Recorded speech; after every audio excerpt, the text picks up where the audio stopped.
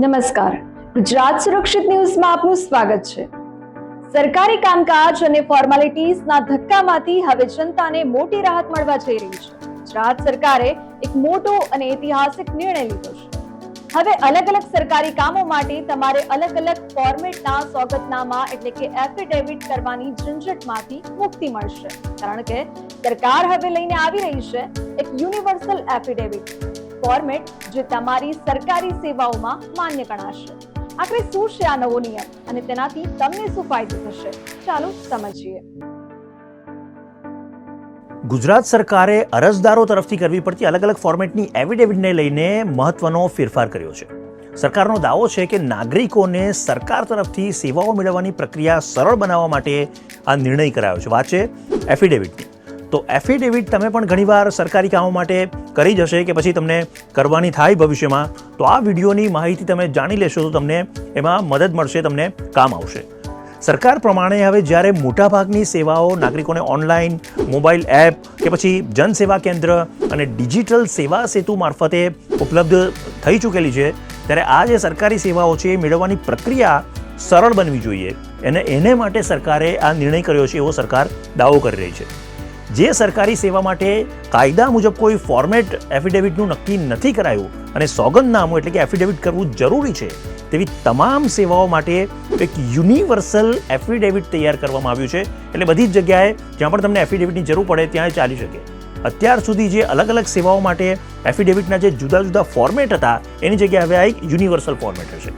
સરકારે જાહેર કરેલા પરિપત્ર પ્રમાણે અલગ અલગ વિભાગો તરફથી અપાતી સેવાઓ માટે અરજદારોને અનેક પ્રકારના અલગ અલગ ફોર્મેટના સોગંદનામા રજૂ કરવાની આવશ્યકતા રહેતી હતી અને જેને કારણે આજે આખી પ્રક્રિયા છે દરેક ખાતાની એ બિનજરૂરી રીતે જટિલ બની જતી હતી અને પ્રક્રિયા ધીમી પડતી હતી। તો એના સોલ્યુશન રૂપે આ એફિડેવિટનું એક યુનિવર્સલ ફોર્મેટ લાવવામાં આવ્યું છે। પરિપત્રમાં કહેવા પ્રમાણે નાગરિકોને સરળ અને એકરૂપ સેવા આપવાના હેતુથી આ યુનિવર્સલ એફિડેવિટનો ઉપયોગ કરવાની બાબત જે છે એ સરકારના વિચારણા હેઠળ હતી અને આના પર જે વિચારણા થઈ છે અને અંતે રાજ્ય સરકારે જુદા જુદા જે એફિડેવિટના ફોર્મેટ છે એની જગ્યાએ આ યુનિવર્સલ એફિડેવિટ ફોર્મેટનો ઉપયોગ કરવાનું નક્કી કર્યું છે, જેથી જે આખી પ્રક્રિયા છે જ્યાં પણ એફિડેવિટનો ઉપયોગ કરવાનો હોય એ પ્રક્રિયા આખી સરળ થઈ જાય।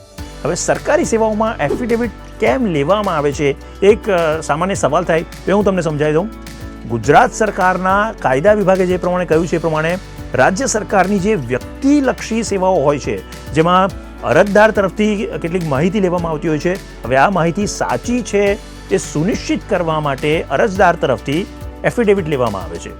હવે કાયદાના જાણકાર એડવોકેટ ગોવિંદ પરમાર એમનું કહેવું છે કે સામાન્ય રીતે એફિડેવિટ એટલે કે સોગંદનામું જુદી જુદી સરકારી કચેરીઓમાં કોઈ વિષયને લઈને કંઈક ફેરફાર કરાવવાના હોય, જેમ કે નામમાં ફેરફાર કરાવવું હોય કે પછી તમારે જન્મ તારીખમાં કોઈ ફેરફાર કરાવવો હોય કે પછી રહેઠાણ સરનામું છે એમાં કોઈક ફેરફાર કરાવવો હોય, એ બાબત જો જાહેર કરવાની થાય એવા મામલામાં સરકારી કચેરીઓમાં જે તે વ્યક્તિ પાસેથી આ સોગંદનામા માંગવામાં આવતા હોય છે, એફિડેવિટ લેવાતી હોય છે। તો દર્શક મિત્રો, નામમાં ફેરફાર હોય, જન્મ તારીખ સુધારવાની હોય કે રહેઠાણનો પુરાવો, આ તમામ કામો હવે એક જ યુનિવર્સલ સોગંદનામાથી સરળ બની જશે।